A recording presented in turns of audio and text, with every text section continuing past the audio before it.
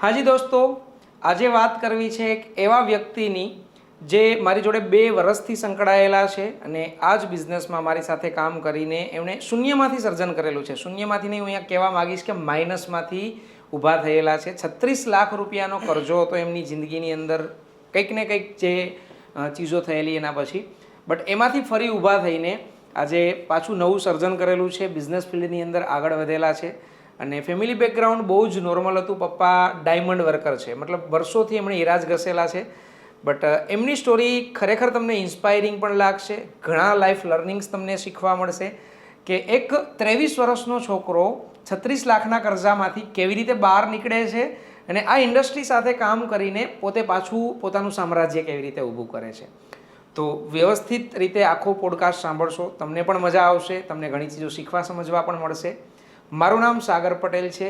તમારું સ્વાગત છે પોડકાસ્ટ 2ની અંદર, જે અમારી સિરીઝ અમે લોન્ચ કરીએ છીએ એમાં. અને આગળ આપણા પોડકાસ્ટની વાતો કરીએ. શરૂઆત કરીએ ઇન્ટ્રોડક્શનથી. સો રોમિત સર, થોડો તમારો પરિચય આપશો કે ક્યાંથી તમે બિલોંગ કરો છો, કઈ રીતે આ બિઝનેસમાં આવેલા અને ફેમિલી બેકગ્રાઉન્ડ શું છે? બેઝિકલી જેવી રીતે સાગર સરે કીધું એ પ્રમાણે રોમિત ડાવરી મારું નામ છે અને સુરત ગુજરાતથી હું બિલોંગ કરું છું. અને જેમ વાતચીત એ પ્રમાણે પપ્પા પોતે ડાયમંડની અંદર જોબ કરતા હતા, મમ્મી પોતે હાઉસવાઈફ હતા અને ફેમિલી બેકગ્રાઉન્ડ એટલું મિડલ ક્લાસ હતું કે ધંધો કરવા માટે કોઈ આગળની ચીજો થાય એમ નથી. અને સાથે સાથે જો મારી વાતચીત કરું તો સ્ટડી કરવા માટે પણ એટલા પૈસા નહોતા કે higher study mummy papa afford કરી શકે. શું સ્ટડી કરેલું છે તમે? જનરલી જો કે આમ જોવા જાવ, કોઈ મારું આઈડી વગેરે સર્ચ કરે ઇન્સ્ટાગ્રામ પર તો લાગે નહીં કે કોઈને આ વ્યક્તિ ખાલી આટલું સ્ટડી કરેલું છે. જસ્ટ હું તમને કહીશ તો મેં ખાલી 11મું અડધું છોડી દીધેલું છે. ઓન પેપર જો તમે જોવા જાઓ તો ઓનલી ફોર હું 10th પાસ ગણાવું છું. અચ્છા, 10 પાસ થયેલા છો તમે. ત્યાર પછી શું કરતા હતા? પહેલાં બિઝનેસમાં તો 2 વર્ષથી મારી જોડે કામ કરો છો, એને પહેલાં તમે શું કરતા હતા? એની પહેલાં એક ડ્રીમ હતું કે ભાઈ જે ટાઈમે મેં જે તે સમયે સ્ટડી છોડ્યું એનું પણ એક રીઝન હતું કે હું અને મારી સિસ્ટર, મારા કરતાં એક નાના સિસ્ટર છે જે પોતે, મતલબ અમે બંને જ્યારે સ્ટડી કરતા હતા ત્યારે મમ્મી પપ્પાની એવી કન્ડિશન હતી કે મેં કીધું એમ કે સ્કૂલની જે ફીસ વગેરે છે એ પ્રોપર પે કરી શકે. મને હજુ બી યાદ છે, હજુ હું 8મા યા 9મા ધોરણમાં તો જે તે સમયે હું સારી એવી સ્ટડી કરવા માટે, આજકાલ હરેક લોકોનું ડ્રીમ હોય કે ભાઈ સારું એવું ભણીએ તો ફ્યુચર સારું એવું બને. મારા મમ્મી પપ્પાનું પણ એ ડ્રીમ હતું ભાઈ મારો છોકરો જો ભણશે ને તો સારું એવું આગળ, મતલબ અમને આમાંથી બહાર કાઢશે, સારી એવી અમારી કન્ડિશન થશે, ફેમિલી કન્ડિશન એમ. તો જ્યારે બહાર મોકલેલો ત્યારે હજી બી મને યાદ છે કે હું સાંભળતો હતો, એમને નહોતી ખબર કે હું સાંભળું છું. પપ્પા ફોન પર વાતચીત કરતા હતા કે છોકરાને ભણવા મોકલવો છે, પૈસા નથી ને થોડું ઘણું એડજસ્ટમેન્ટ કરી આપો ને એવી રીતે. એમ 3-4 કોલ એમને કરેલા. અને એ જ રીઝન હતું કે ભાઈ પૈસા માટે જ આ બધી ચીજો થાય છે તો અત્યારથી જ પૈસા કમાવા માંડીએ, રાઈટ? સ્ટડી કરવા માટે પણ પૈસા લાગે છે અને પૈસા કમાવા માટે પણ પૈસા જ લાગે છે. તો જો અત્યારથી પણ કંઈક કામ કરવાનું ચાલુ કરી દઈએ, ધીમે ધીમે કરીએ તો એક સમય એવો આવશે કે આવનારા 1-2 વર્ષમાં પપ્પાને સારો એવો સપોર્ટ પણ કરી શકીશ. મતલબ તમે સ્ટડીની સાથે સાથે જ કામ કરવાનું વિચારી લીધું, જવાબદારીનું તમને નાની ઉંમરમાં ભાન થઈ ગયેલું? યસ, એ સમયે થઈ ગયેલું. ક્યાં તમને સ્ટડી કરવા માટે મોકલવા માંગતા હતા? હું ગાંધીનગર ગયેલો. ઓકે. 9મું 10મું ત્યાં મેં કમ્પ્લીટ કરેલું. ત્યારબાદ ત્યાં થોડો ઇશ્યુ વગેરે થયેલો જે ટ્રસ્ટની અંદર હું સ્ટડી કરતો ત્યાં. તો મમ્મી પપ્પાએ કીધું કે હવે તું ઘરે આવી જા. અને જે તે સમયે સુરત આવ્યો ત્યારે રિયલાઇઝ થયું કે ભાઈ અહીંયા જે કન્ડિશન ખરાબ હતી એના કરતાં વધારે ખરાબ થઈ ગઈ છે. કેમ કે હું પોતે 2 વર્ષ બહાર રહ્યો, મને ત્યાં ખબર પણ ભણક પણ નહોતી પડવા દીધી કંઈ પણ ચીજની જરૂર હોય તો પણ. અને ત્યારથી એક ચીજ માઇન્ડમાં ક્લિયર થઈ ગઈ કે ભાઈ પૈસા કમાવા છે એટલે કમાવા છે એની હાવ. સો ઘણીવાર લોકોને આડાતેડા રસ્તાઓ તરત સૂઝતા હોય યંગ એજની અંદર કે તરત હું ક્યાંકથી પૈસા વાળો બની જાઉં, શોર્ટકટની રીતે શોર્ટકટ્સ અપ્લાય કરવા માંગતા હોય છે. તો તમારા માઇન્ડમાં એવા કોઈ રસ્તાઓ ના આવ્યા ત્યારે? ડેફિનેટલી આવેલા. જો કે એક કહું તો એ પણ એક શોર્ટકટ હતો જે ચીજ મેં વિચારેલી. કેમ કે એ સમય એવો હતો કે પૈસા કમાવા છે એટલી ખબર હતી, પણ કેવી રીતે, ક્યાં જઈને કમાવા, કયો રસ્તો સાચો છે, કયો રસ્તો ખોટો છે, એ ગાઈડન્સ આપવાવાળું કોઈ નહોતું. કેમ કે પપ્પા પહેલેથી નોકરી કરેલી હતી, 12 કલાક સુધી. મેં હજી બી મને યાદ છે જ્યારે હું 5મું 6ઠું ભણતો, મારા મમ્મી હજી બી અમને આજની ડેટની અંદર પણ ઘણા બધા લોકોને એક્ઝામ્પલ આપતા હોય કે તારા પપ્પાએ એક ટાઈમ એવો હતો કે સવારે 5 વાગે મને ટિફિન કરી દેતી, રાતે 12-1 વાગે આવતા. ઘણા બધા યંગસ્ટર્સના પેરેન્ટ્સ આ રીતે કામ કરતા જ હોય છે, એમાં કોઈ એવી નવી વસ્તુ નથી. બટ એ ચીજોને તમે ઇમોશનલી પ્રાયોરિટી પર લઈને એને સુધારવા માટે કામ કરેલું. યસ. તો બિઝનેસમાં આવ્યા એની પહેલાં શું એવું કામ તમે કર્યું કે જ્યાંથી તમને પૈસા કમાવાનું તમે ચાલુ કર્યું? પહેલું કામ તમારું કયું હતું? એના માટે પહેલી ચીજ તો મને એક જ ચીજ ક્લિયર થઈ ગઈ કે સ્ટડી હું કરીશ ને તો હું આગળ નહીં વધી શકું. સ્ટડી છોડી દીધી. જ્યારે સ્ટડી છોડી ત્યારે બહુ બધા નાના મોટા ઇશ્યુઝ થયા, ફેમિલીના ઇશ્યુઝ થયા, રિલેટિવ્સ મમ્મી પપ્પાને બોલવા લાગ્યા, ઘણી બધી ચીજો થઈ. અને મેં કીધું ને કે પહેલાં કે એક ચીજ ક્લિયર થઈ, પૈસા કમાવા છે પણ ખબર નહીં કઈ રીતે. એક ઠેલો લઈને સવારે નીકળી જતો, રોજ માર્કેટ સર્વે કરતો. કેમ કે સુરતની અંદર બહુ બધા સ્ટાર્ટઅપ છે, બહુ બધી લાખો કરોડો કંપનીઓ છે. એવું કહેવાય છે કે સુરતની અંદર વેચવાવાળા ધૂળ પણ વેચે છે યસ, અને ડાયમંડ્સ પણ એટલા જ વેચે છે. ડાયમંડ પણ એટલા જ વેચે છે. અને એ ચીજ ક્લિયર હતી. પણ એક ચીજ એ બી સાથે સાથે ક્લિયર હતી કે ભાઈ પપ્પાએ ડાયમંડ કરેલા છે ને, રાઈટ. તો એ કહેવત છે, એ કહેવત પણ છે કે હીરાનો ધંધો મતલબ આંખું ફોડવાનો ધંધો, જે મારે નહોતો કરવો. હા, લોકો પૈસા કમાય છે, નથી કમાતા એવું નથી, હું એની અગેન્સ્ટ પણ નથી. પણ એક ચીજ ક્લિયર હતી કે ભાઈ પપ્પાએ 12 કલાક ગયા છે તો હું એ કરીશ તો શું થશે આગળ. અને એટલી વસ્તુ ક્લિયર હતી કે મારે કંઈક બીજો રસ્તો ફાઇન્ડ આઉટ કરવો પડશે. જે મેં ગોઈતો એ કદાચ તમને ખ્યાલ હોય તો માર્કેટની અંદર પહેલાં ટાઈપિંગ ચેકિંગના પેજ આવતા, તમને 50 પેજ આપે ટાઈપ કરવા માટે. પછી મતલબ પેલું જે કોમ્પ્યુટર વર્ક કરો, ટાઈપિંગ કરીને પેજ સબમિટ કરો ને પૈસા કમાવો. એનું મેં સ્ટાર્ટઅપ કર્યું. પહેલાં તો મેં ન્યૂઝપેપરની અંદર એડવર્ટાઇઝમેન્ટ જોઈ. પહેલાં હું ત્યાં ગયો, 2000 રૂપિયા 3000 રૂપિયા કંઈક પહેલાં તમારે ફીસ ભરવી પડે. અને મેં સ્ટાર્ટઅપ કર્યું, પૂરેપૂરી મહેનત કરીને શરૂઆત કરી. પપ્પા જોડે વાતચીત કરી, 2 દિવસ તો ઝઘડો ચાલ્યો. ત્યારબાદ લેપટોપ ફાઇનલી લઈ આવ્યો 35,000નું લેનોવોનું, હજી બી યાદ છે, હજી બી પડેલું છે. 10 દિવસ કામ કર્યું. પછી એનું રૂલ્સ એવો હોય કે 1 વીક પછી તમને એનું ફાઇનલ રિઝલ્ટ આપે. જે પ્રમાણે કામ કર્યું ને એટલો કોન્ફિડન્સ હતો કે ભાઈ આમાંથી પૈસા તો આવી જ જશે. સૌથી મોટામાં મોટો મારું ફેલ થવાનું સ્ટાર્ટઅપ થયું ત્યાંથી કે કામ કર્યું પણ પૈસા ના આવ્યા. Failure is your first step to succeed. તો તમે ત્યાંથી કંઈક શીખ્યા તો હશો ને? યસ, આ વસ્તુ કરી તો એમાં મારું ફેલિયર ગયું તો નાસી પાસ ના થયા કે સાલું મેં સ્ટાર્ટ કર્યું હતું ને હું ફેલ થઈ ગયો? એ પણ એક સાચી વાત છે. પણ કહેવાય ને કે ભાઈ જુગાર એક એવી ચીજ છે ને, રાઈટ, કે લોકો ગુમાવ્યા ને તો એને રિકવર કરવા માટે બીજા ઘણા બધા પૈસા નાખે. મતલબ પેલી જે લત હોય છે, લત ના જાય કે મેં ગુમાવેલા છે તો પાછા નાખીશ. છે. સેમ ચીઝ મારી ઉપર પ્રાયોરિટી, મતલબ એને મેં પ્રાયોરિટી બનાવી, ફરીથી મેં નાખ્યું. મેં બીજી કંપનીમાં ટ્રાય કર્યું, પાછા 2-3 હજાર રૂપિયા ભર્યા. પછી જ્યાં ટાઈપિંગ કરવાનું લીધું ત્યાં એની જગ્યાએ મેં કોન્સેપ્ટ થોડો ચેન્જ કર્યો, ચેકિંગ કરવાનું લીધું. એટલે એ જે ચીઝ જે 4-6 મહિના મેં દોડાદોડી કરી માર્કેટની અંદર, એટલી વસ્તુ તો ક્લિયર થઈ ગઈ હતી કે ભાઈ નહીં, પૈસા એક એવી ચીજ છે કે જ્યાં સુધી તમને એનું નોલેજ ના હોય ને ત્યાં સુધી તમારા પોકેટમાં ના આવે, પણ તમારા પોકેટમાંથી જાય ખરા. એક્ઝેક્ટલી, હા, જાય ખરા. વાત સાચી 100%. તમે કંઈક ઇન્ટરનેશનલ ટ્રાવેલ કરીને બીજી કોઈ જગ્યાએ સેટલ થવા બી ગયેલા, કંઈક કામ કરવા માટે ગયેલા, એના વિશે થોડું ડિટેલમાં કહેશો કે શું હતું થયું, એક્ઝેક્ટ શું કન્ડિશન હતી ને ક્યાં ગયેલા? એ ચીઝ અને જે આની પહેલાંનો આપણો ક્વેશ્ચન હતો કે જે ટાઈપિંગ ચેકિંગ, એ બંનેની વચ્ચેનું બહુ મોટો જે અહીંયા ફેરફાર હતો એ મેઇન ફેરફાર અહીંયાથી જ છે. મારી લાઈફના જે મેઇન ટર્નિંગ પોઈન્ટ જે આવ્યા કે તમે જેમ કીધું એમ કે મેં જે લોકો ઝીરોથી શરૂઆત કરતા હોય, મેં માઇનસથી કેવી રીતે શરૂઆત કરી. જે આ પોઈન્ટ તમારો છે કે હું મલેશિયા ગયો સેટલ થવા માટે અને જે સ્ટાર્ટઅપ કરેલું, બટ એની પહેલાં હું નોકરી કરવા માટે જ જતો. પછી મારા દિમાગની અંદર એવી ચીજ આવી કે શું એવું લાગે કે ભાઈ આ ચીઝનો હું પોતે જ ફ્રેન્ચાઇઝ લઈ લો. મેં ટાઈપિંગ ચેકિંગના પેજની ફ્રેન્ચાઇઝી લીધી, બેંગ્લોરની કોઈ કંપનીઝ વગેરે હતી અને શરૂઆત કરી. સારી એવી ઓફિસ પણ સેટઅપ કરેલી, ખુરચી, ટેબલ વગેરે, એસી વગેરે, બહુ પ્રોપર રીતે. મમ્મી પપ્પાને લાગ્યું કે નહીં, છોકરો ધીમે ધીમે આગળ વધે છે, હવે કંઈક ફેમિલીની કન્ડિશન ચેન્જ થશે. શરૂઆત કરી, 6-7 મહિના સુધી બહુ સારા એવા પૈસા કમાણો એમાંથી, રાઈટ. ઓલમોસ્ટ કહું મહિનાની એવરેજ 70-80 હજાર રૂપિયાની 18-19 વર્ષની એજમાં ઓલમોસ્ટ આવી ગઈ હતી મારી પાસે, રાઈટ. કેમ કે બિઝનેસને હંમેશા એવરેજ ગણાતી હોય ને 8 મહિનાની એવરેજ એવી હતી કે 80-85 હજારની કાઉન્ટિંગ થતું હતું. પછી જ્યારે હું આગળ વધ્યો તો સિમ્પલ ચીજ છે ને કે લોકો તમને નોટિસ કરતા હોય કે તમે આગળ વધો, તમારા આસપાસના લોકો પણ સાથે સાથે ફટાફટ આવવા માંડે. મારા ફ્રેન્ડ સર્કલ, રિલેટિવ્સના છોકરાઓ, મામા માસીના છોકરાઓ, બધા લોકો સાથે સાથે આવવા માંડ્યા અને એ લોકોએ પણ સ્ટાર્ટઅપ કર્યું. બટ ચીઝ એવી થઈ કે કંપની જ ઉઠી ગઈ. મતલબ સૌથી મોટો આઘાત લાગ્યો કે ભાઈ પૈસા મારા હાથ ઉપર આવેલા અને મારા હાથની અંદર જ એ પૈસા ગયેલા. મતલબ 35-36 લાખ રૂપિયા એવી રીતે મારા જતા રહ્યા.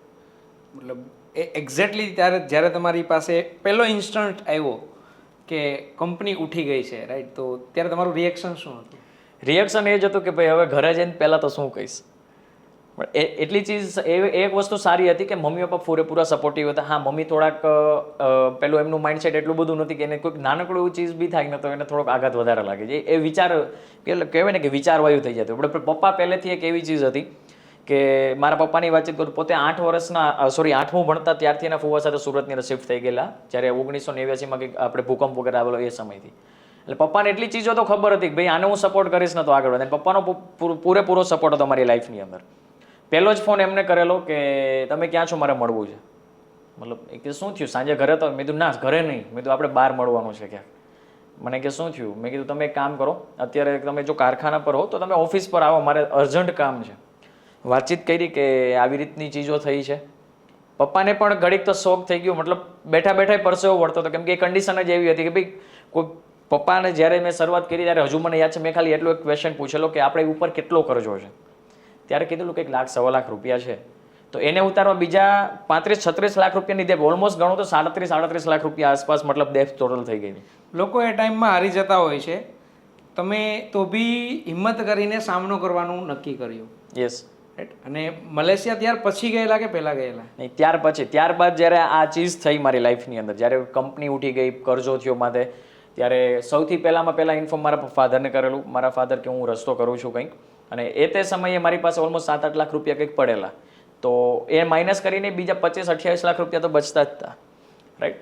તો એને ક્લિયર કરવા માટે મારા મામા જે છે એ મતલબ એનું ફેમિલી બેકગ્રાઉન્ડ થોડુંક વધારે સ્ટ્રોંગ છે, પૈસા બાબતથી લઈને લાગવગથી લઈને બધી ચીજોની અંદર. અને ચીજો એવી બી હતી કે થોડા બધા કેમ કે જ્યારે પૈસા માટે ત્યારે અમને પણ ખ્યાલ છે, લોકો પોલીસના પેલા ચક્કર કે આડાવડા લોકોને બી મતલબ ફોન કરાવતો હોય કે ભાઈ તું મારા પૈસા ક્યારે દે, એવી બધી ચીજોની કન્ડિશન હતી. એ તો સમયે એમને ઇન્ફોર્મ કરેલું. અને ત્યારબાદ ધીમે ધીમે મારા ફ્રેન્ડ ગ્રાફિક્સ ડિઝાઇનિંગનું કામકાજ કરતા, અને પોતાના શોપ જ હતી, બોર્ડ બેનર, વિઝિટિંગ કાર્ડ ને એ બધી ચીજો. અને ત્યાં જઈને પછી મેં કીધું કે મારી સાથે આવી રીતે થયું છે, મારે આગળ કંઈક કરવું છે, મારે નોકરી નથી કરવી. ત્યાં ધીમે ધીમે શીખવાનું ચાલુ કર્યું. પહેલાં તો ખાલી ને ખાલી 5,000 રૂપિયામાં, એ બી 6 મહિના પછી ચાલુ થયેલા. મતલબ 6 મહિના સુધી તમે પાછું રિસ્ટાર્ટ કર્યું, પાછું કમાણા નહીં, ખાલી શીખવા પર ધ્યાન દીધું. ખાલી સુધીમાં મારા ખ્યાલથી તમને સમજ તો આવી ગઈ હશે કે પૈસા માટે મહેનત તો કરવાની જ છે, મહેનત જ કરવી પડે. કેમ કે જે ચીજ મેં કરેલી એટલું તો સમજમાં આવી ગયું કે ભાઈ આ શોર્ટકટ રસ્તો હતો પૈસા કમાવાનો. અને ગયા એક વસ્તુ ક્લિયર હતી કે પપ્પાએ ખાલી એટલી જ ચીજો કીધેલી જ્યારે મેં પહેલી વખત વાતચીત કરેલી, કંઈ વાંધો નહીં, આટલું જ છે કે મોટું છે, રાઈટ. એક ચીજ ત્યાંથી ક્લિયર થઈ ગઈ કે હજુ હોય તો હજુ કહી દેજે, જો કદાચ આ સુલટાવી લઈએ પછી બીજું આવશે તો કદાચ આપણે ઊભા નહીં થઈ, પણ હજી પહેલું છે તો ભલે અમાઉન્ટ મોટી છે બટ કંઈક એડજસ્ટમેન્ટ કરશું, ગમે તે કરશું. અને પછી ધીમે ધીમે મેં કીધું ગ્રાફિક્સ ડિઝાઇનિંગની અંદર શીખવાનું ચાલુ કર્યું. 5,000 રૂપિયાની ફરીથી નોકરી સ્ટાર્ટ કરી. અને ત્યારે જ કો એક્સિડન્ટ કહેવાય ને કે જ્યારે તમે કોઈ પણ ચીજને પૂરેપૂરા દિલથી ચાહતા હોય ને આગળ વધવા માંગતા હોય ને, ત્યારે તમને ઉપરવાળો કે કંઈક પરિબળો એવા થઈ જતા હોય ભેગા કે તમને ક્યાંક ને ક્યાંક રસ્તો મળી જ જાય. જે જગ્યાએ હું જોબ કરતો હતો, હજી બી મને યાદ છે, યોગી ચોક સાવલિયા સર્કલે મા ગ્રાફિક્સ હજુ બી આજની ડેટની અંદર પણ ત્યાં જ છે.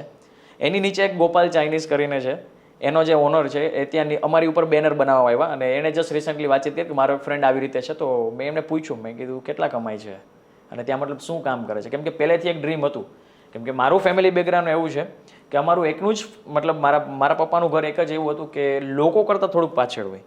મારા ફેમિલીની અંદર ઘણા બધા લોકો એવા છે કે જે આઉટ ઓફ કન્ટ્રીઝ બી છે, અહીંયા લાખો કરોડો રૂપિયાની પ્રોપર્ટીઝ બનાવીને બેઠા છે, પોતાના ધંધાઓ ચલાવે છે, એમ્બ્રોઇડરી. આપણે આપણા સર્કલને જ કમ્પેર કરતા હોય એમ. હા, બટ ચલો ઠીક છે, જ્યારે એકની પોતાની પર્સનલ લેવલ પર ચીજો હોય છે. ત્યાંથી તમે મલેશિયા ગયા. મલેશિયા બી તમે ગ્રાફિક ડિઝાઇનનું જ કામ કરતા હતા? નહીં, અહીંયાથી જ્યારે મલેશિયા ગયો ને ત્યારે પહેલી ચીજ તો એવી હતી કે નાનકડા એવા સ્ટોરમાં નોકરી મળી. અને એ પણ તમને દાંત આવશે, હસવું આવશે જો તમે હું કહીશ તો, ખાલી 28,000 રૂપિયાની. મતલબ અહીંયા ઇન્ડિયાની અંદર 25-30,000 રૂપિયા કમાવા નોર્મલ હતા એ ટાઈમની અંદર, બટ હું ખાલી એટલા કમાવા માટે પણ ત્યાં જ ગયો હતો, કેમ કે એ અમાઉન્ટ બી બહુ મોટી હતી ત્યારે મારા માટે. ધીરે ધીરે 3-4 મહિના સુધી ત્યાં કર્યું. પછી એક ચીજ સમજમાં આવી ગઈ હતી કે આજુબાજુમાં ઘણી બધી શોપ હતી, કેમ કે નવી પ્લેસ હોય તો સમજવી બી પડે, ત્યાંનું વાતાવરણ, એન્વાયરમેન્ટ પણ લોકોને પણ સમજવા પડે. ધીરે ધીરે સમજ્યું. જ્યારે જોબ પરથી છૂટતો ત્યારે રોજ માર્કેટની અંદર નીકળતો, આસપાસની જગ્યા શું છે, ક્યાં કઈ ચીજો છે. ત્યારે મેં એક જગ્યાએ જોઈ કે ત્યાં ગ્રાફિક્સ ડિઝાઇનિંગની એક બોર્ડ મારેલું હતું, તો ત્યાં ઇન્ટરવ્યૂ આપ્યું પણ ત્યાં તો ના પાડી દીધી. પણ એક વસ્તુ ક્લિયર થઈ ગઈ હતી, જો અહીંયા એક છે ને તો આવી ઘણી બધી દુકાનો હશે. અને એક વસ્તુ મને ક્લિયર હતી કે ભાઈ મારી પાસે ભલે સ્ટડી નથી પણ મારી પાસે કોઠા સૂઝ તો હતી, જેને સિક્સ સેન્સ કહેવાતી હોય. ને લાઈફની અંદર સિક્સ સેન્સ હંમેશા બહુ જ લોકોને કામ આવતી હોય જો એનો પ્રોપર યુઝ થાય તો. અને ધીરે ધીરે 3-4 5 6 7 8 લગભગ ઇન્ટરવ્યૂ આપેલા હશે. અને છેલ્લે મને હજી બી યાદ છે કે 10મું 11મું ઇન્ટરવ્યૂ હતું જ્યારે મને કીધું કે યુ કેન કમ હિયર. મતલબ પેલું કે ગુજરાતી બધે માથું કાઢી લેતો, તમે મલેશિયામાં જઈને બી તમારો રસ્તો ગોતી લીધો હતો. કેટલા વર્ષ ત્યાં તમે રહ્યા? જોકે વર્ષનો તો ટાઈમ નહોતો રહ્યો, 8 થી 9 મહિનાનો જ ટાઈમ મળેલો, કેમ કે એ સમય એવો હતો કે ચીજો એવી થઈ ગયેલી, કેમ કે ઓલમોસ્ટ લોકડાઉનનું જે કોરોનાના કેર હતા એના હિસાબે. એટલે પપ્પાએ સેફલી ઘરે મતલબ બોલાવી લીધો કે ભાઈ હવે વિઝા એક્સપાયર થાય છે તો બેટર છે કે પહેલાં આવી જાઓ. અને ચીજો બી એવી હતી કે હું ત્યાં ચાઇનીઝ કંપનીની અંદર હતો, તો ચાઇનીઝ કંપની જેવી રીતે આપણે અહીંયા દિવાળી આવતી, એ લોકોને ન્યૂ યર આવે 1લી તારીખે યા 2જી તારીખ આસપાસ કંઈક, તો વેકેશન પડતું હતું 2-2.5 મહિનાનું પેઇડ લીવનું, તો કીધું ચલો જતો આવું. અને જેવો જ ઇન્ડિયાની અંદર લેન્ડ થયો ને 10 જ દિવસ પછી ડાયરેક્ટલી સીધું લોકડાઉન આવ્યું. મલેશિયાથી પાછા અહીંયા લોકડાઉનમાં, તો પાછું શું કામ ચાલુ કર્યું તમે? બસ ફરીથી એ જ રસ્તો હતો, જે graphics designing old and new જે હતું એ બરોબર જૂનું એ જ ફરીથી શરૂઆત ચાલુ કર્યું. યસ. Okay, good. બટ આ બિઝનેસમાં આવેલા છો એમને મારા ખ્યાલથી 2 વર્ષની જર્ની તમારી થઈ ગઈ છે, રાઈટ? કઈ રીતે કનેક્ટ થયેલા આ બિઝનેસ સાથે તમે? જે તે સમયે અહીંયા ઇન્ડિયા આવ્યો, બરોબર, ગ્રાફિક્સનું કામ કર્યું, ત્યારે સાથે સાથે મારા પોતાના પ્રિન્ટેડ કુર્તાઓ અને ટી શર્ટ ને એવું વેચતો ફેસબુક માર્કેટ પ્લેસની અંદર, કેમ કે ખબર હતી કે અહીંયા જે નોકરી મળે, જોબ મળવાની છે એનાથી હપ્તાઓ નથી ભરવાના, ઘર ચાલવાની વાત તો સાઈડમાં રહી. અને એ જ સમયે ફેસબુક માર્કેટ પ્લેસની અંદર તમારી એક રીલ જોયેલી મેં, રાઈટ, કે ભાઈ, અને રીલ એવી હતી કે આ બેઉ મારી કનેક્ટેડ જ હતી કે ભાઈ મારે કરવું જોઈએ, મને એવું લાગ્યું. મેં ફોર્મ વગેરે સબમિટ કરેલું, કોલ આવેલો તમારા તરફથી, અને હજુ બી યાદ છે મને એ કોલ, આઈ થિંક બપોરે 2:30-3 વાગ્યા આસપાસ આવેલો, અને તમે પ્લાન વગેરે આપેલો, બધી ચીજો સમજાવેલી, અને ત્યાંથી હું કનેક્ટ થયો, તમારી સાથે શરૂઆત કરેલી. તો નેટવર્ક માર્કેટિંગ બિઝનેસ તમારા માટે નવો હતો કે પહેલેથી ખબર જ હતી? નહીં, આમ નવો તો નહોતો, બટ જે પ્લેટફોર્મ આપણે તમારી પાસેથી મળ્યું એ પ્લેટફોર્મ નવું હતું, કેમ કે આ બિઝનેસની અંદર આવ્યા પહેલાં બીજા 2 પ્લેટફોર્મ ઓલરેડી હું વિઝિટ કરીને આવેલો, વેસ્ટીજ અને નેટ સર્ફની અંદર. બટ ત્યાં એક ચીઝ મને પ્રોપર મતલબ સમજમાં નહોતી આવતી કે ભાઈ માર્કેટની અંદર મારે પોતાને જાળવું પડે. અચ્છા, મતલબ ઓફલાઈન કામ હતું જે તમને થોડું ઘણું સમજાયેલું હતું, અને આ કામ તમને થોડું અલગ લાગ્યું એટલે તમે સ્ટાર્ટઅપ કરેલું. યસ. તો ઓલરેડી 2-3 જગ્યાએ તમે પૈસા ગુમાવેલા હતા, રાઈટ? તો અહીંયા બી પાછો તમને ટ્રસ્ટ ઇશ્યુઝ આવ્યો જોઈએ, ઓબ્વિયસ વસ્તુ છે, કેમ કે આ બી ચીજ તો ઓનલાઈન ચીજોથી થતી હતી. હા. અને હરેક બિઝનેસની અંદર થોડું ઘણું ઇન્વેસ્ટમેન્ટ કે જે બેઝિક વસ્તુઓ હોતી હોય છે, અહીંયા બી કંઈક ને કંઈક કરવાની હતી. તો એને કઈ રીતે તમે દૂર કરેલો? એક ચીજ તો ક્લિયર હતી કે ભાઈ જો કંઈ નહીં કરું ને તો અહીંયા જ રહી જઈશ, અને કદાચ જો હું ટ્રાય કરતો રહીશ ને, અને એકાદો કહેવાય ને કે એકાદી વસ્તુ જો લાગુ પડી ગઈ ને તો 1 કે 2 વર્ષની અંદર આખી લાઈફને ચેન્જ કરી શકીશ. અને જે તે સમયે તમારી સાથે કનેક્ટ થયો ત્યારે પણ સૌથી મોટો પ્રશ્ન એ જ હતો કે જે ઇન્વેસ્ટમેન્ટનો જે શરૂઆતના ટાઈમિંગની અંદર હતો, ઓલરેડી 35-36 લાખ રૂપિયા હતા, લોનો ચાલતી હતી, હપ્તાઓ જતા હતા, અને એ સમયે હજી બી મને યાદ છે કે મેં 17 થી 18 લોકો પાસેથી પૈસાનું અરેન્જમેન્ટ કરેલું, એને શરૂઆત કરેલી. એ બી થોડું ઘણું તમારું સ્ટાર્ટઅપની જે પ્રોસેસ હોય છે એના માટે. હા. તો એ ઇન્વેસ્ટમેન્ટ એકચ્યુઅલી ઇન્વેસ્ટમેન્ટ તો નથી હોતું, પરચેઝિંગ હોય છે. નોર્મલ લોકોના માઇન્ડમાં આજની તારીખમાં પણ એ ચીજો ક્લિયર નથી થતી, લોકોને હંમેશા રોકાણ જ લાગતું હોય છે. બટ આ બિઝનેસ એવો છે કે જે તમને નાના લેવલથી શરૂઆત કરવાનો મોકો આપતો હોય છે. તો એ ટાઈમે બી તમે પૈસા નહોતા માર્કેટમાંથી સેટ કરેલા, બટ ત્યાર પછી રિકવર કરવા માટે તમે કંઈ સ્પીડ પકડીને કામ કર્યું, કોઈ અલગ રસ્તાઓ ગોઈતા કે શું કર્યું? ઓબ્વિયસલી એક વસ્તુ તો નક્કી જ હતી કે સ્પીડ તો પકડવી જ પડશે. જો હું સ્પીડ નહીં પકડું તો મારી કરતાં પાછળ જે લોકો આવે છે ને મને ક્રોસ કરીને આગળ નીકળી જશે. અને કોઈ બી જગ્યાએ જેવી રીતે તમે વાતચીત કરી કે ભાઈ ઇન્વેસ્ટમેન્ટ લાગતું હતું કે ભાઈ અઘરું લાગતું હતું, જનરલી ચીજો જોવા જાઉં, કેમ કે હું માર્કેટનો અનુભવ કરીને આવેલો હતો. 25-30-50 હજાર રૂપિયાનું, લાખ રૂપિયાનું કંઈ નથી આવતું માર્કેટની અંદર. એક નાનકડે સુરતમાં તો લોકો ધંધાઓ માટે પૈસાના રોલ ઓવર કરતા જ હોય છે, જેવું મેં સમજેલું છે. તેજી મંદી બી બહુ ઇફેક્ટ કરતી હોય છે. બટ એ સમયમાં પણ તમે અહીંયા, કેમ કે આ બિઝનેસ એવો છે કે તમને રાતોરાત તો અહીંયા બી પૈસા નથી મળવાના, તો એ પેશન્સ કઈ રીતે બિલ્ડ થઈ પછી? જે મારા પાસ્ટના જે અનુભવ હતા, જે શરૂઆત સમયના, બહુ સારી વસ્તુ તમે કીધી કે પાસ્ટના અનુભવોથી શીખેલી ચીજો તમને અહીંયા કામ લાગી કે હવે મારે અહીંયા પેશન્સથી કામ કરવું પડશે. અને એક ચીજ ક્લિયર હતી, શોર્ટકટ વાપરીશ ને તો અહીંયા બી એ જ ચીજો થશે, અહીંયા પણ ફેલ થઈશ. એટલે મેં મારો પહેલી કી પોઈન્ટ બનાવી મહેનતમાં, ચીજોને સમજવાની અંદર. કેમ કે એક વસ્તુ ક્લિયર હતી, જો ધંધો સમજાઈ જશે ને તો મહેનત કરશો ને તો બધી મહેનત સક્સેસ થશે. જો ધંધો સમજાયેલો નહીં હોય તો ગમે એટલી મહેનત કરીશ ને તો એ ઊંધી જ પડવાની છે. તો એના માટે તમે કંઈ મતલબ શું એવું કર્યું કે તમને ધંધો સમજાય?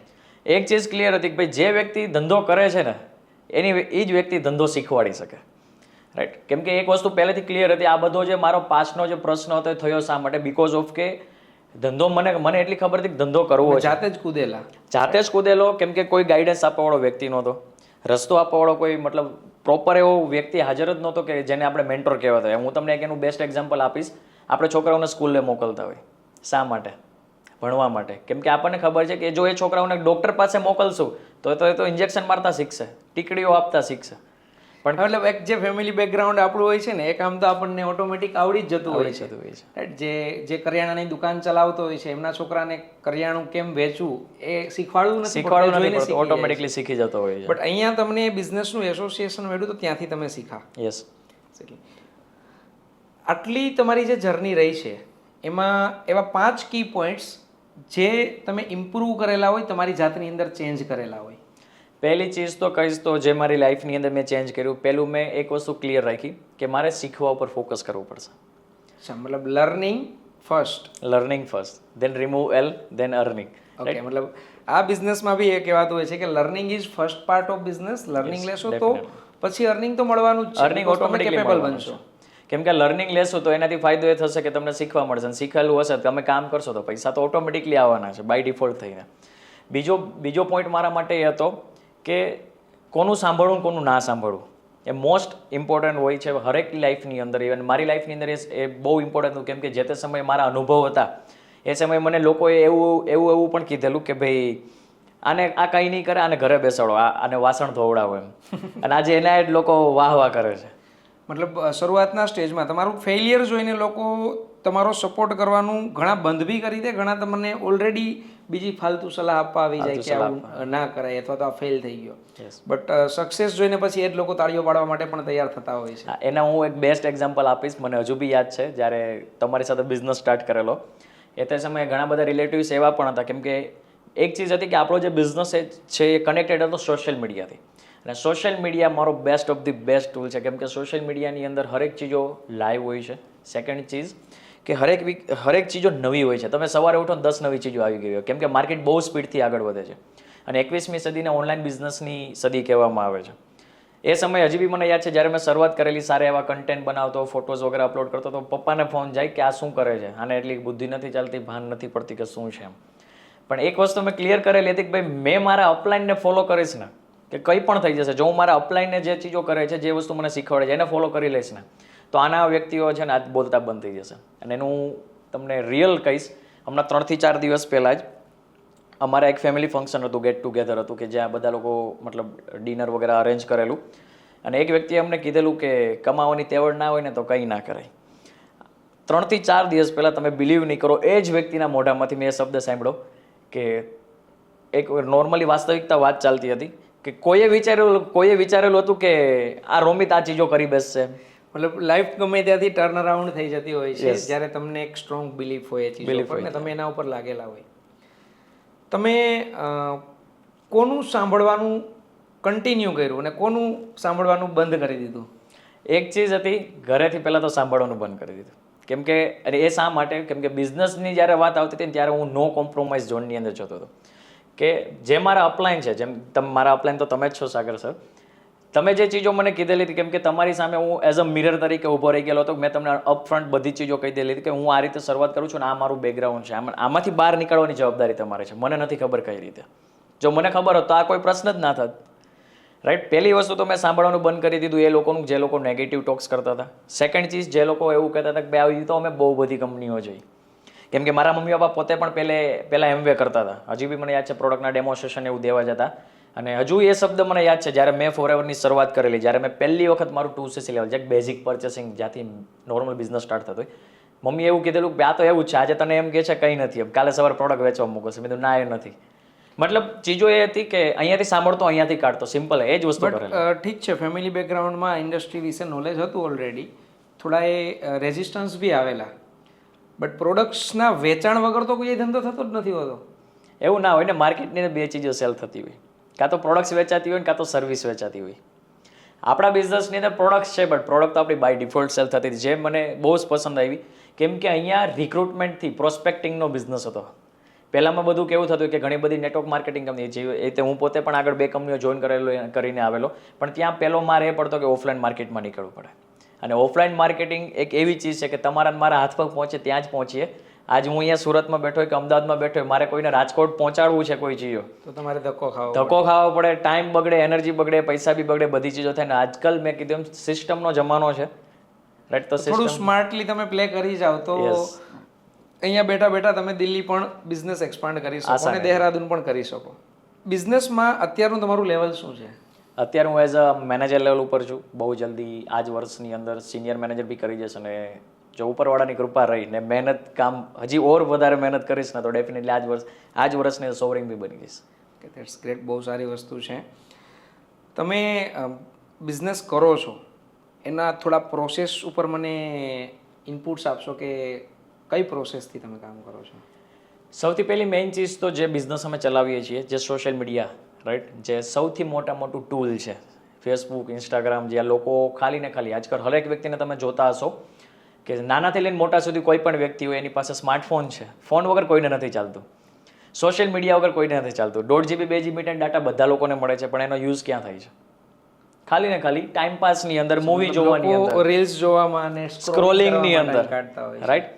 અને આપણા બિઝનેસમાં જે મેઇન એક ચીજ હતી કે સોશિયલ મીડિયા સૌથી મોટું બિગ ટૂલ છે કે જ્યાંથી અમારે લોકો જોડે કે ઘરની જે તમે રૂમની અંદર બેઠા છો ત્યાંથી પણ બેઠા હજારો ને લાખો કરોડો લોકો સુધી તમે પહોંચી શકો. મતલબ તમારો કહેવાનો મતલબ એ છે કે સોશિયલ મીડિયા જેટલું નેગેટિવ ટૂલ છે, મતલબ ટાઈમ તમારો વેસ્ટ કરે છે, એ જ તમે પોઝિટિવ ઝોનમાં લઈ જાઓ છો તો એ તમારા ટાઈમને ઇન્વેસ્ટ કરીને એમાંથી કમાઈને પણ આપે. યસ, જેવી રીતે સિક્કાની બંને બાજુ એવી રીતે સોશિયલ મીડિયાની પણ છે. પણ મેં ચૂઝ એને કરી કે નેગેટિવિટીને ક્લિયર કટ મેં બંધ જ કરી દીધી કે જે પોઝિટિવ છે ફોકસ મેં, મતલબ લાઈફની અંદર લોકો આગળ શા માટે ના વધતા હોય? કેમ કે ફોકસ કઈ જગ્યા પર કરવું ને એના ખબર હોય. રાઈટ. આજે તમે માની લો કે એઝ અ સ્ટડી બી વાતચીત કરીએ, સ્ટડી સારી છે, હું સ્ટડીની અગેન્સ્ટ નથી, જોબ પણ સારી છે, જોબ પણ અનુભવ લેવા માટે, શીખવા માટે સારી છે, બટ તમારી જિંદગી કાપવા માટે નથી. મતલબ હા, જોબથી લોકો એમની જિંદગી સર્વાઈવ તો કરી જ જતા હોય છે. તો તમે તમારા લાઈફના એક્સપિરિયન્સથી શું સજેશન આપશો કે લાઈફ ટાઈમ માણસે જોબ જ કરવી જોઈએ કે પછી જોબની સાથે સાથે કંઈક નવું એક્સપ્લોર કરીને ટ્રાય આઉટ બી કરવું જોઈએ? અને એક કહેવાય ને કે મેં ઘણી વખત એ વસ્તુ બી સાંભળેલી છે કે 4 વર્ષ કે 40 વર્ષ લોકો 40 વર્ષ સુધી નોકરી કરતા હોય છે ને કામ બી કરતા રહેતા હોય છે, જેનાથી એનો ઘર ખર્ચો, નાના મોટા ખર્ચાઓ નીકાળતા હોય છે. બટ જે લોકોના સપનાઓ મોટા છે એના માટે તો નોકરી પૂરતી નથી. પૂરતી નહીં, એના માટે તો શું, એની પોતાની સિંગલ લાઈફ માટે પણ પૂરતી નથી. અને હું શા માટે, હું એટલા માટે કહીશ બિકોઝ કે મારો જેટલા વર્ષનો એક્સપિરિયન્સ છે, જ્યારથી હું મતલબ માર્કેટની અંદર આવ્યો આજની ડેટની અંદર, નોકરી એક એવી ચીજ છે કે વધીને તમારા 2 ટાઈમના શાક બદલી શકે, એનાથી વધારે કોઈ ચીજો ના કરી શકે. બટ સ્કિલ બેઝ જે જોબ હોય છે તો સારી હોય છે. લોકો લાખ 2 લાખ રૂપિયાની સેલરીવાળા પેકેજ પણ કમાતા હોય છે, બરાબર છે. એવો તે શું પોઈન્ટ છે જે નેટવર્ક માર્કેટિંગ બિઝનેસમાં લોકોને મલ્ટીપ્લાય કરીને આપે છે, બરાબર છે, જેથી લોકો લાઈફ ટાઈમ ઇન્કમ કમાય? સૌથી મોટો પોઈન્ટ કહું તો એ કે અહીંયા તમારો કોઈ બોસ નથી. બીજી ચીજ, નેટવર્ક માર્કેટિંગ એકલોતી એવી ઇન્ડસ્ટ્રી છે કે જ્યાં તમે તમારો ચેક તમે જાતે પોતે ડિસાઇડ કરી શકો, તમારી ઇન્કમ તમે જાતે ડિસાઇડ કરી. Yes, right. સપોઝ માની લો આજે હું 23 વર્ષની મારી એજ છે, હું આજે 2.5 લાખ રૂપિયા 2.5 લાખ રૂપિયાનો ચેક મેન્ટેન કરીને બેઠો છું, કમાઉં છું. અને આ જ ચેકને જો મારે 5 લાખ પર લઈ જવો છે તો બી એ પોસિબલ છે. કેવી રીતે પોસિબલ? તમે તો એકલા જ છો.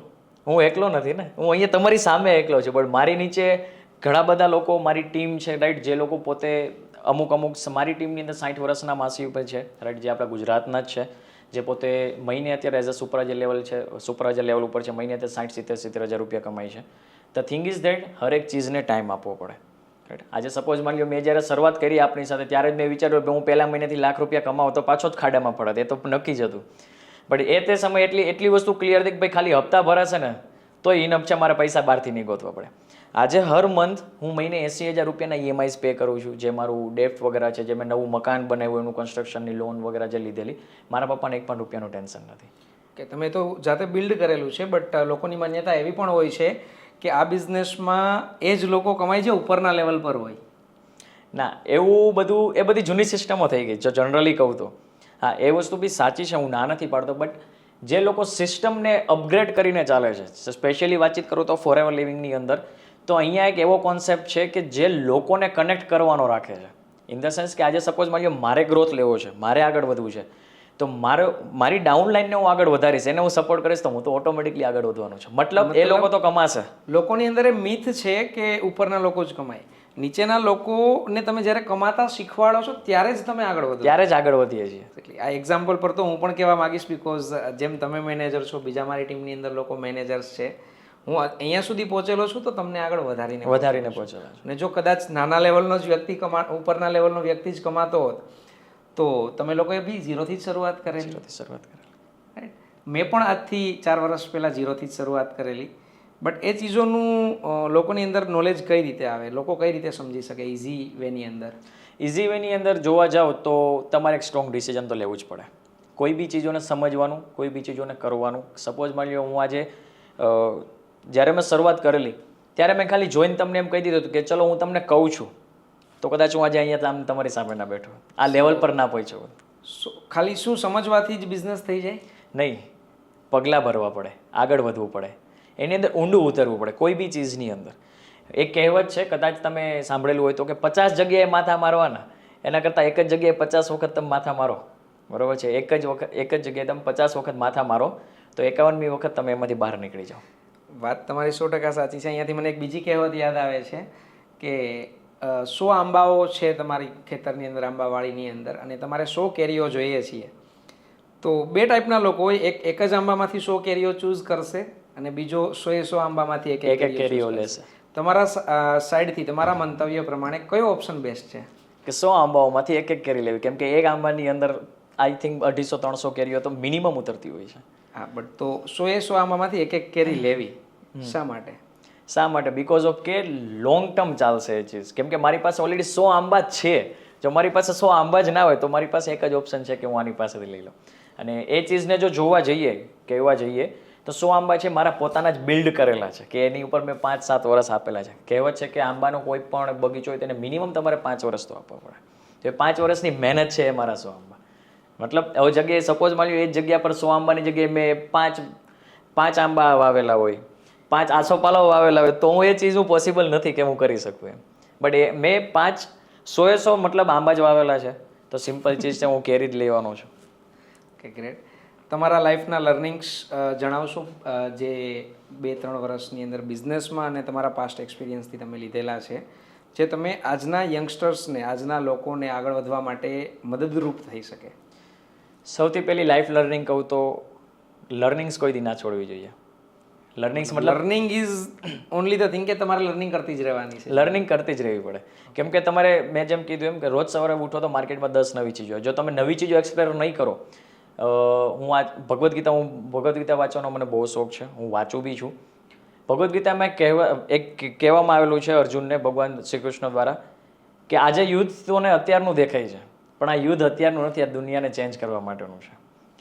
સેમ એ ચીજ જો તમારે આગળ વધવું હોય તો તમારે સમય સાથે બદલાવ લાવવો જરૂરી છે. એ ચીજ તો કીધેલી જ છે ને, પરિવર્તન જ સંસારનો નિયમ છે. અને પરિવર્તન જો તમે ના કરો ને તો તમે લોકો કરતાં પાછળ રહી જાઓ. આગળ પાછળ તો એક કમ્પેરિઝન છે, જર્ની તમારી છે, ડિસાઇડ તમારે કરવાનું છે.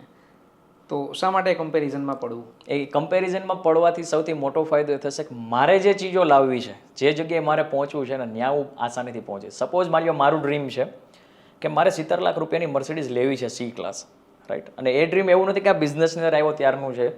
જ્યારે સ્ટડી છોડ્યું ત્યારે પપ્પાને કીધું કે આપણો એક સમય એવો આવશે કે હું 25-26 વર્ષનો થઈશ ને તો મારી પાસે મર્સિડીઝ તો હશે. મતલબ ત્યારથી તમારી એક બિલીફ સિસ્ટમ બંધાયેલી જ હતી, આ ચીજો હોવી જોઈએ. અપડાઉન્સ જે બી આવ્યા, બટ શું તમને લાગે છે કે હવે આગળના 2 વર્ષ મારા ખ્યાલથી બાકી છે? તમને ડેફિનેટલી કોટેશન કાઢીને આવેલું છું, બધું પ્લાનિંગ કરીને આવેલું છું, અમુક પૈસાની સેવિંગ બી કરી લીધેલી છે, રાઈટ? અને જે પ્રમાણે હું જાઉં છું એ પ્રમાણે ડેફિનેટલી આવતા વર્ષે પણ ઇઝીલી લઈ શકીશ. બટ મેં એ ચીઝને રિવીલ કરેલી છે ઓન સોશિયલ મીડિયા ઉપર પણ. કદાચ મારું ઇન્સ્ટાગ્રામ તમે જોશો તો ત્યાં દેખાશે, પિન કરેલી પોસ્ટ છે. મારો બર્થડે છે 12 ફેબ્રુઆરી 2027, રાઈટ? કયું મોડેલ લેવાનું છે, કયો કલર લેવાનો છે, હરેક ચીજો ડિસાઇડ કરેલી છે. comes true when you have the strong desire and willingness to complete. Yes, definitely. સો એના માટે તમે કામ કરી રહ્યા છો, બહુ સારી વસ્તુ છે. બટ લોકોને તમે શું હેલ્પ કરી શકો આ જ બિઝનેસથી? આ જ બિઝનેસથી પહેલી ચીજ તો લોકોને ફાઇનાન્શિયલી સર્વાઈવ કરતાં હું બહાર કાઢી શકું. સેકન્ડ ચીઝ કે જેના ડ્રીમ્સ છે, હરેક વ્યક્તિના ડ્રીમ હોય. આજે કોઈ વ્યક્તિ એમ કે મારા કોઈ સપના નથી, મારે પૈસાની જરૂર નથી, મને આપી દે પૈસા, મારે બહુ પૈસાની જરૂર છે. મતલબ એ લોકો ખોટું કહેતા હોય છે, ખોટું કહેતા હોય છે, રાઈટ? બાકી મને એક એવું ઘર બતાવો ને કે જેને પૈસા વગર ચાલતું હોય કોઈનું ઘર. વાત તો તમારી 100% સાચી છે કે પૈસા વગર આજની તારીખમાં એવું કહેવાય છે કે જેમ ડેટોલ 99% કીટાણુ મારી નાખે છે, એમ દુનિયામાં પૈસા તમારા 99.99% પ્રોબ્લેમ્સને સોલ્વ કરી શકે છે.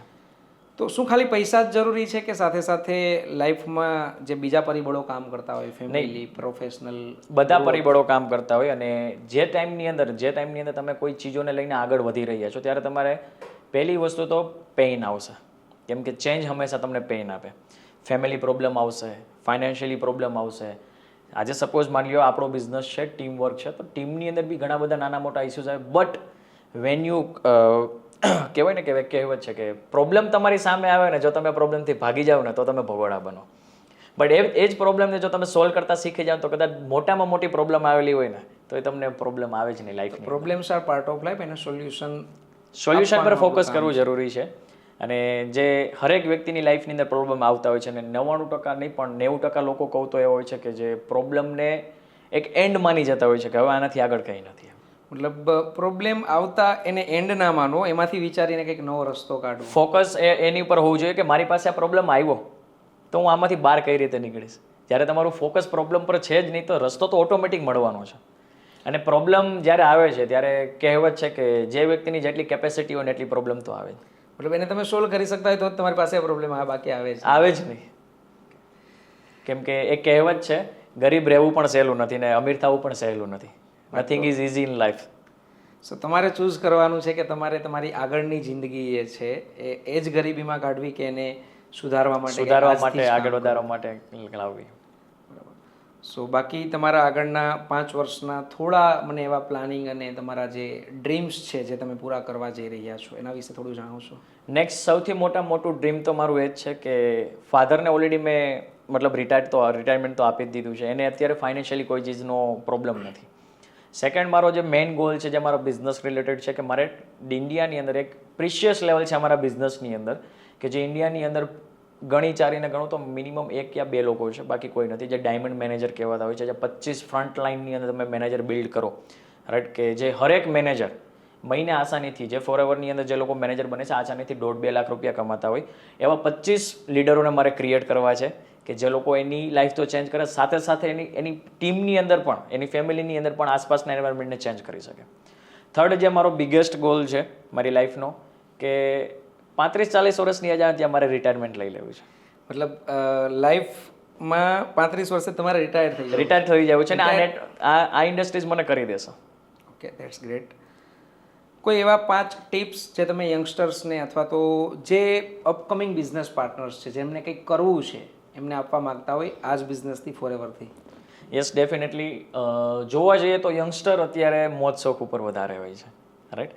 અને કહેવત છે કે 5 વર્ષ આપી દેશો ને તો 50 વર્ષ મજૂરી નહીં કરવી પડે, રાઈટ. અને એ જ 5 વર્ષ જો તમે પ્રોપર પ્લેટફોર્મ ઉપર પ્રોપર જગ્યાએ મહેનત કરીને, રાઈટ, હાર્ડવર્ક કરીને જો તમે આગળ વધો છો ને તો તમને ફાઇનાન્શિયલી પહેલાં તો કોઈ ઇશ્યુ આવતો જ નથી. કેમ કે એન્ડ ઓફ ધી રિઝલ્ટ લોકોનો એક જ ગોલ હોય છે કે સારા એવા પૈસા કમાવા છે, ફાઇનાન્શિયલી ફ્રીડમ જોઈએ છે, અને એના માટે હરેક વ્યક્તિ કામ કરતો છે, પણ હરેક વ્યક્તિ ત્યાં સુધી નથી પહોંચી શકતો. અને એના માટે એક ચીજ હોય છે કે લોકો ટાઈમ વધારે બગાડી નાખતા હોય છે. બીજો હું પોઈન્ટ એ કહીશ કે જે કંઈ પણ બી ચીજો અત્યારે ચાલી રહી છે, જે કંઈ પણ બી નોકરી કરે છે યા તો નોકરીનું પ્લાનિંગ કરે છે ને, એ ટૂંક સમયનું હોવું જરૂરી છે. કેમ કે તમારે તમારો પોતાના પગ ઉપર થવું બહુ જરૂરી છે. તમારું પોતાનું સ્ટાર્ટઅપ બિલ્ડ કરો તો ત્યાંથી સૌથી મોટો ફાયદો એ રહે કે તમે કોઈ દિવસ કોઈ પ્રોબ્લેમની અંદર ફસાવ જ નહીં. તમે રાતે રીક્રિએટર કહેવાય ને કે જોબ સિકર નહીં બટ જોબ ક્રિએટર બની જાઓ. કે અગર જોબ ક્રિએટર બનો છો તો ઇન્ડિયા માટે પણ, લોકો માટે પણ સારી વસ્તુ છે કે લોકોને તમે એમ્પ્લોયમેન્ટ આપો, કંઈક કામ કરવાનો રસ્તો આપો. ડેફિનેટલી. સો આઈ થિંક તમે જે ચીજો કીધી ઘણા લોકોને ખ્યાલ બી આવી ગયો હશે, ઘણા લોકોને ગમશે પણ ખરી કે અગર જો એક એવા ફેમિલી બેકગ્રાઉન્ડમાંથી નીકળીને અહીંયા સુધી પહોંચેલા છે, માઇનસમાંથી ઊભા થઈને પાછું રિક્રિએટ કરેલું છે, રિસર્જન કરેલું છે, પોતાની લાઈફમાં જે પણ ગોલ્સ એમણે ડિસાઇડ કરેલા એના ઉપર એ કામ કરી રહ્યા છે, તો ડેફિનેટલી હરેક વ્યક્તિ કરી શકતો હોય છે. બસ એ માન્યતા હોવી, એ બિલીફ સ્ટ્રોંગ હોવી, એના ઉપર કામ કરવા માટે તૈયાર થવું, મહેનત કરવા માટે રેડી રહેવું, પેશન્સ સાથે આગળ વધવું અને ગ્રોથ માટે જેટલા પણ તમારા પ્રોબ્લેમ્સ અને ચેલેન્જીસ આવે છે એને ફેસ કરી એનું સોલ્યુશન કાઢવું વધારે જરૂરી હોય છે. મજા આવી તમારી જોડે કમ્યુનિકેટ કરીને, વાત કરીને. આઈ થિંક ઘણા લોકોને સારું માર્ગદર્શન મળશે. આ ઇન્ડસ્ટ્રીમાં કામ કરવા માટે પણ કોઈ તૈયાર હશે તો એમને પણ એક રસ્તો ક્લિયર થશે કે આ ઇન્ડસ્ટ્રી સારી છે, આગળ વધી શકાય એવી છે, અને પ્રોપર મહેનત કરીને આગળ વધશું તો ગ્રુપ અને ટીમનો સપોર્ટ સારો છે. પૂરેપૂરો મળશે. Thank you so much.